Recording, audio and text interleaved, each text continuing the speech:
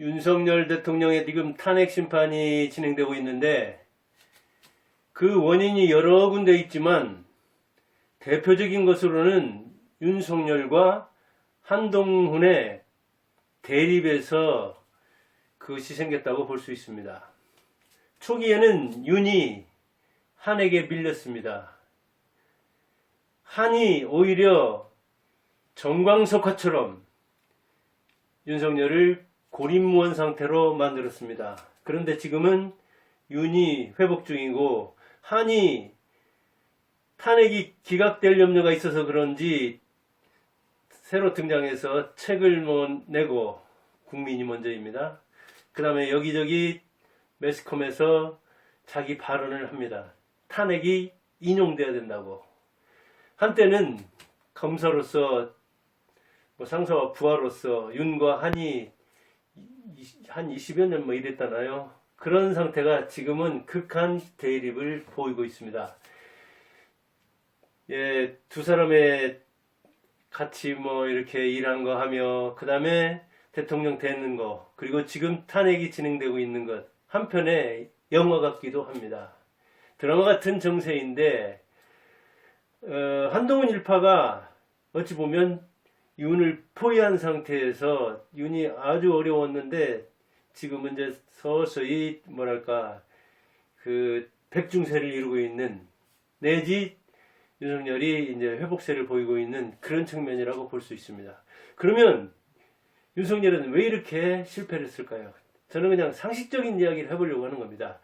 이장도 면장도 굉장히 힘니다. 저도 한 200명 안팎되는 시골 읍내에 초등학교 동창을 한 2년간 이렇게 이끈다고 해봤는데, 야, 이 같은 그룹을 이끄는 것도 힘들고, 제가 교사로 또 학원장으로 있으면서 또 학생들, 그 뒤에 있는 학부모들, 그 다음에 같이 일하는 교사나 아니면 학원 그 강사들, 이 사람과의 관계를 맺는 것도 굉장히 힘듭니다. 그러니까 검사 시절에 상명하복이 잘 통하는 이를테면 장과 그 밑에 부하 그 상태하고 그보다 훨씬 더 규모가 커지고 사람도 많아진 대통령 시절하고는 차이가 나도 너무 차이가 납니다. 그런데 이유는 이전 경력도 없는 거잖아요. 한마디로 검사장 무슨 검찰총장 그거는 그 속에서 이해가 딱 얽혀있기 때문에 그리고 선후배 관계가 확고하기 때문에 어찌 보면 반역자가 나오기 힘들지만 동네에서 이장하면 반역자 나옵니다. 이장하고 관계 안 맺으면 그만인 거잖아요. 그리고 이장이 무슨 그 상사가 아니요. 동네 사람들이 부하도 아니잖아요. 그래서 어찌 보면 대통령 못지않게 이장도 힘든 거거든요. 그런데 그런 세상 물정에 대해서 너무 모르고 대통령을 한마디로 동네 개처럼 취급하는 국민들도 많을 판인데 그 장이 되었으니 국가 수반이 되었으니 정치 수업이 너무 안 돼 있는 상태죠. 그러다 보니까 권력의 속성을 몰랐죠. 그리고 정치의 속성도 몰랐죠. 대구시장 홍준표가 얘기했듯이 너무 승승장구해가지고 쉽게 대통령 자리에 올랐기 때문에 정치를 쉽게 생각한 거예요. 조선시대 같은 그 왕권 시대에도 어찌 보면 독재 시대에도 권력은 부자간에도 안 나눈다고 했거든요.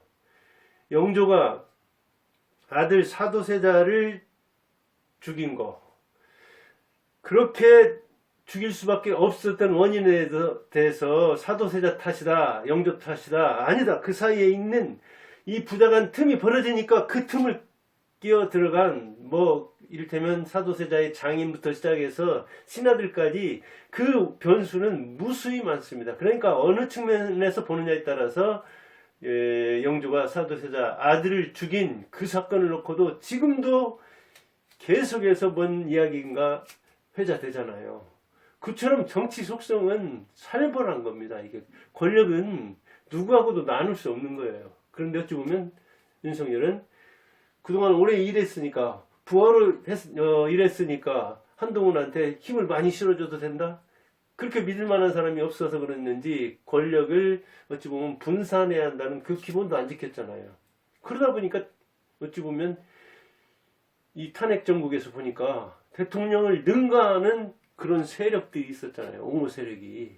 그리고 어찌 보면 대통령은 거의 그냥 섬에 갇힌 무인도 섬에 고립무원 상태가 돼버리는, 무장 해제가 돼버리는 그런 걸 우리가 목도할 수 있었잖아요. 그만큼 검사 마인드를 가지고 정치하면서 검사로서 상관과 부관계로 이 윤석열이 한동훈을 보지 않았나 그런 생각이 든다고요. 그러니까 쉽게 대통령이 되면 그 성공 체험에 의해서 자기에게 능력이 강화됐죠. 뭐, 야, 이거 대통령이 되게 쉽네. 정치하기도 쉽네.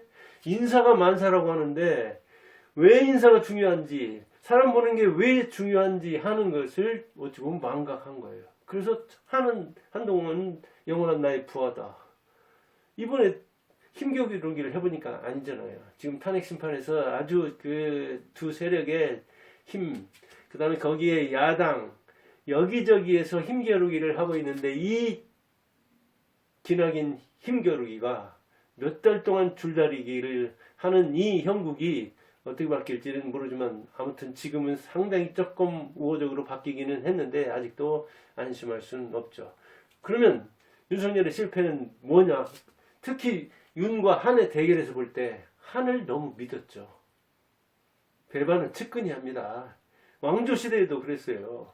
그리고 박정희도 그랬잖아요. 김재규 측근한테 당했잖아요.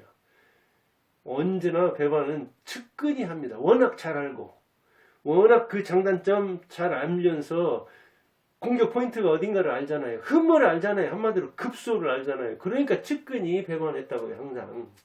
이번에도 그랬잖아요. 그런데 그 배반을 눌러도 무달이라고, 네가 감히 나한테 덤벨이라고 그렇게 생각한 측면이 있죠. 그럴 만큼 큰 거예요. 큰 거. 한동훈이. 그러니까 한동훈을 너무 키웠어요. 그래서 대립이 가능할 만한 상황이 한 두어 달 만에 돼버린 거예요. 자력으로 크려면은 그렇게 한 2년 만에 안 되는데 2년 만에 대통령을 능가할 만한 힘을 인사로 또는 그 여론으로 또 그 법무장관 같은 거 할 때 이렇게 그 정치력으로 이거 해보니까 내가 더 잘하게 생겼네. 윤석열보다 내가 더 똑똑하네. 오, 내 인기가 더 좋네. 오히려 나를 이렇게 등에 업고 대통령직을 수행하고 있네. 그런 생각을 들 만큼 키워버린 거예요. 그래서 누구든지 크면 자기 힘으로 컸다고 생각합니다. 애들 키워보세요. 다 자기 잘나서 자기가 잘 됐다고 생각하지 부모가 희생해서 내가 이렇게 잘났다 그렇게 생각하는 사람 없잖아요.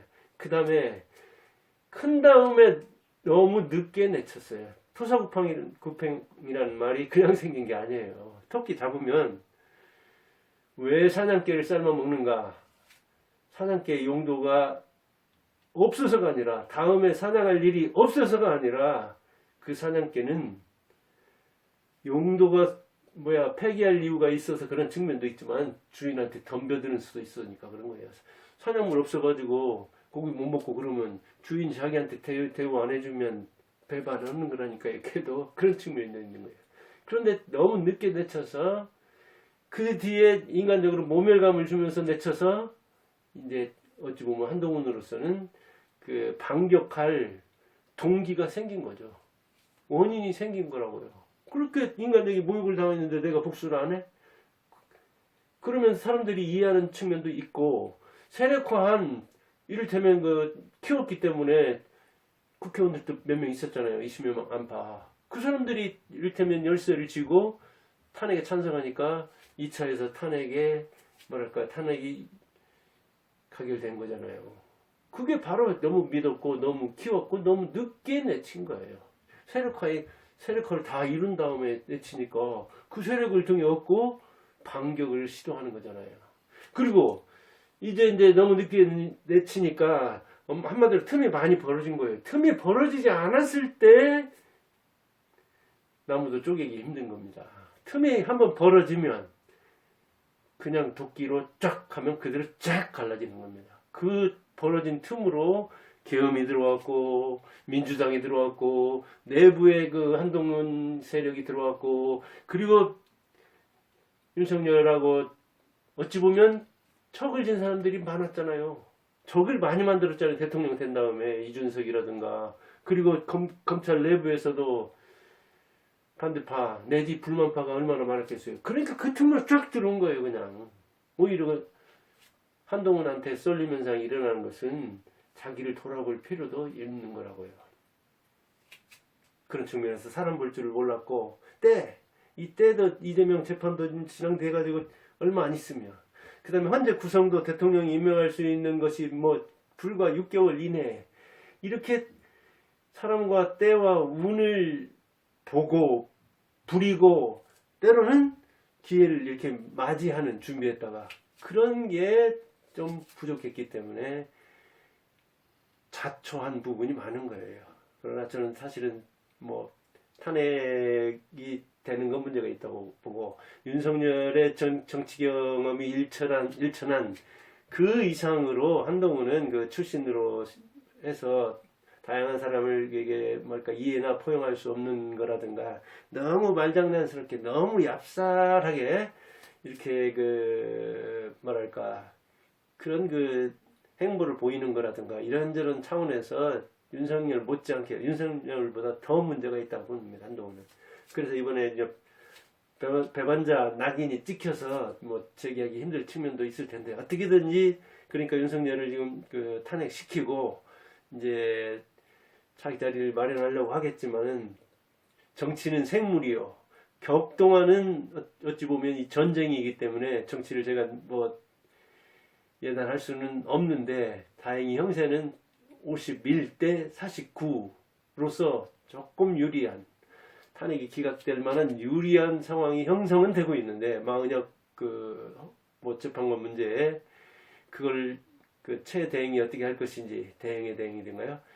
아무튼 그 여론은 또 어떻게 돌아갈 것인지 윤을 이렇게 옹호하는 또 영화도 나왔더라고요. 다큐멘터리.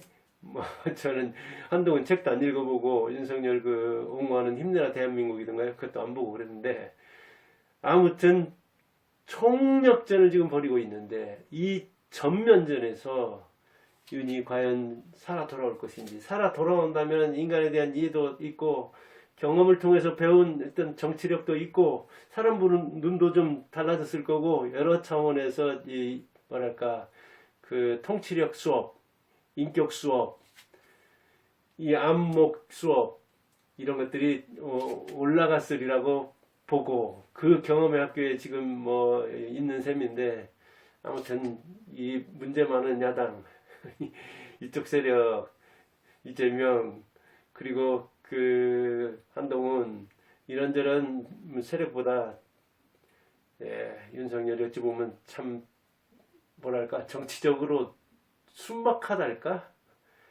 그런 차원 있고 너무나 사람을 믿었달까 그러니까 어찌 보면 나이는 많이 먹었어도 철이 없는 거죠. 정치판을 읽는 그런 그런 눈이 없어가지고 권력을 치르는 측면이 있는데 아무튼 우리나라에도 굉장히 큰 소식이요. 개인적으로도 아주 중상을 입은 것이고 치명상을 입은 그 대통령 권위 이런 것 저런 것들 생각하면 우리나라 국격 떨어진 것까지 생각하면 참 안타까운 일인데 거기서 그 틈을 비집고 들어오는 이 한동훈 그 일파의 세력을 어떻게 잘 막아내고 그리고 이 탄핵의 강 이걸 어떻게 잘 건들 것인지 고심을 하고 있겠지만 아무튼 주사위는 이제 헌재에